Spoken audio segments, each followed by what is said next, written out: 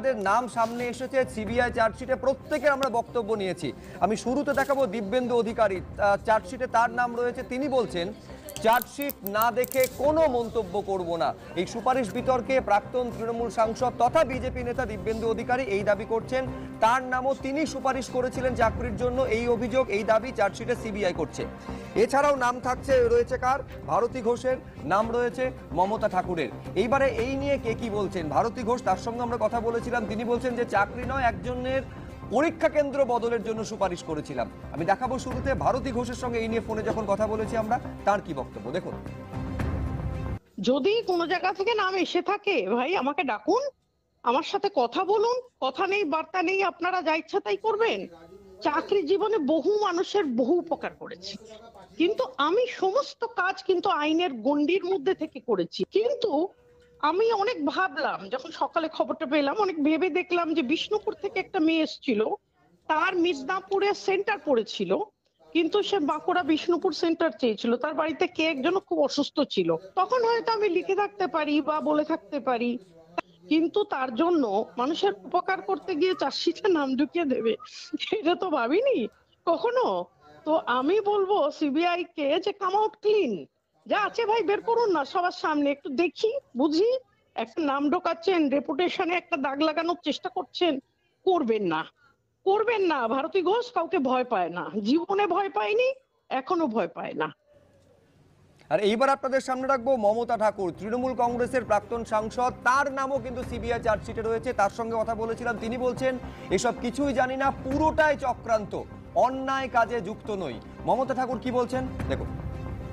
প্রথম কথা হচ্ছে, এই ধরনের কাজ আমি করিনি এবং আজ পর্যন্ত আমি করার চেষ্টাও কখনো করি না। তার কারণ হচ্ছে, আমি চাই যে সততা নিয়ে আমার জীবনের প্রথম লক্ষ্যই হচ্ছে সততা। আমি চাই যে যদি এরকম কোনো কিছু হয়ে থাকে তো সিবিআই তদন্তটা হোক। তার কারণ হচ্ছে, আমার যে সততা, তাকে বিভিন্নভাবে তাকে কলুষিত করার জন্যই আজকে সেই কাজ তারা করার চেষ্টা করছে। আমি মনে করি এটা কারা করছে? সিবিআই কারা পরিচালনা করে, যে রিপোর্ট জমা দিয়েছে সেটা নিয়ে কি বলবেন? সে দেখা যাবে। সেটা আমার কাছে তো সেটা তো ধোয়া নয়। আমি তো সেটাকে কোনো কিছুই আমি জানি না। এবার সেখান থেকে আমার কাছে কোনো কিছু রিপোর্ট আসেনি। আমি বলছি যে আমার সততা নিয়ে, কেন 26-এর সামনে ইলেকশন এবং বিভিন্ন জায়গায় যেভাবে আবার মতধর্মের যারা আজকে আমরা তারা আজকে ব্যাক করছে, বিভিন্ন জায়গায় তারা ব্যাক ফুটে আসে। তারা চেষ্টা করছে যে যাতে কিভাবে হোক মমতা ঠাকুরকে কিভাবে দমানো যায়। আর আমরা চাই যে এটাকে নিয়ে সিবিআই যখন করছে, এটা তদন্ত হওয়া উচিত। আমি চাইছি সেটা তদন্ত হোক। এই চাকরির জন্য আপনি কোনো নাম রেকমেন্ড করেন? না না না না না না, আমি কখনোই কোনোদিন এরকম কাজ আমি করতেই করিই না আমি কোনোদিন। হ্যাঁ, ঠিকই শুনেছেন। আমি কিচ্ছু করিনি, আমি এই ব্যাপারে কিছুই জানতাম না। আমি শুধু একটা মেয়েকে ওই সুপারিশ করেছিলাম যে যদি তার পরীক্ষা সেন্টারটা বদলানো যায়। এছাড়া আর আমি তেমন কিছু করিনি। আর আমি কি করেছি না, আমি ওই মতুয়াদের ছোট করা হচ্ছে, আমি আসলে কিছুই করিনি। মতুয়ারা বিভিন্ন জেলায় পিছিয়ে আছে, তো তাই তাদেরকে বিজেপি ছোট করার জন্য আমাকে ফাঁসাচ্ছে, এরকম আর কি সবার বক্তব্য।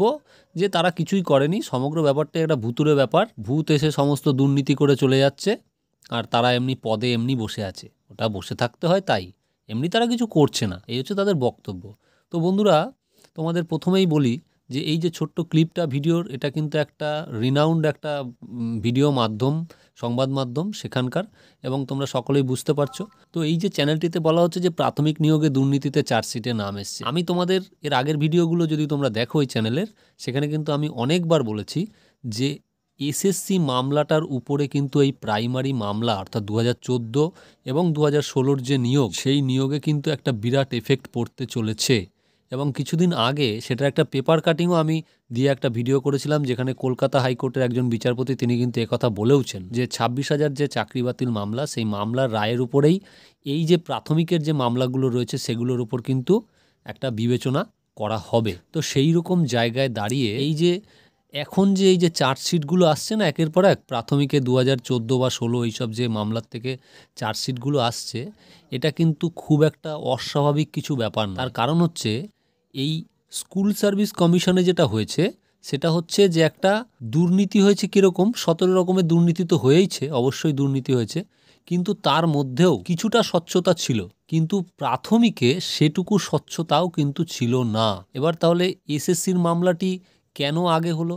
তার কারণ হচ্ছে এসএসসির মামলাটি কিন্তু একটু আগে রিভিল হয়ে গেছে, সেই জন্য এসএসসির মামলাটি আগে ফয়সালা হয়ে যাবে। আর প্রাইমারির মামলাটি একটু পরে রিভিল হয়েছে, কিন্তু প্রাইমারির মামলাটিতে কিন্তু এসএসসির থেকেও বাতিল হওয়ার যে গ্রাউন্ড সেটা কিন্তু আরও বড় গ্রাউন্ড রয়েছে। ফলে এরা ভাবার কোনো কারণ নেই যে এসএসসি মামলাটিও তো প্রায় ঝুলিয়ে দেওয়া হলো, হিয়ারিং কমপ্লিট হওয়ার পরে আবার কিছু ডকুমেন্ট দেওয়া হলো, মামলাটিকে জটিল করে দেওয়া হলো, ফলে আর কোনো ব্যাপার না, মামলাটি ঝুলতে থাকবে, কিছু হবে না।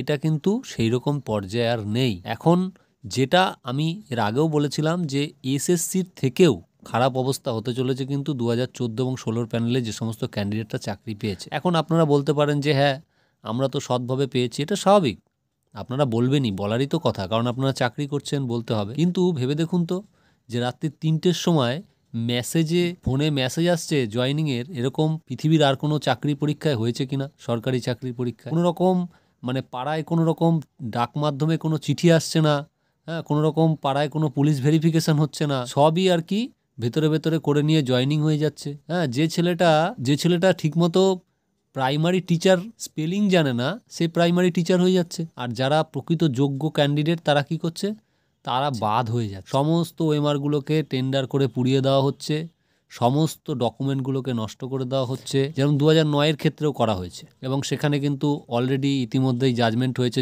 যে সমস্ত ক্যান্ডিডেটরা মামলা করেছিল তাদের সবাইকে চাকরি দিতে হবে। এবং সেটার ক্ষেত্রে কি হয়েছে, 2009 সালটা যেহেতু অনেক আগের, তাই সেই মামলাটাকে এখন যদি রিভিল করতে হয় তাহলে মেনটেনেবিলিটির প্রবলেম হবে, সেই সব বিবেচনা করে দেওয়া হয়েছে। কিন্তু 2014-র মামলাটি আগের হলেও কেসটা কিন্তু অনেক আগেই করা হয়েছে, কেসটা ঝুলে রয়েছে বিভিন্ন কোর্ট ঘুরে, এখনও অবধি কেসটা ফয়সালা হয়নি। এবং এসএসসির মামলাটির রায় বেরোলে পরে কিন্তু অতি দ্রুত 2014 মামলাটির উপরে এর একটা বিরাট ইম্প্যাক্ট পড়বে। এবং সেটা যে পড়বে তার জন্য আরও এক ধাপ এগিয়ে গেল এই চার্জশিটের মাধ্যমে সিবিআইয়ের, সেখানে কিন্তু আরও বহু লোকের নাম উঠে এলো। সেটা উঠে না এলেও এখনও পর্যন্ত যা প্রমাণ ছিল তার ভিত্তিতেও কিন্তু এই প্যানেলের খুব খারাপ অবস্থা হতে চলেছে আগামী দিনে।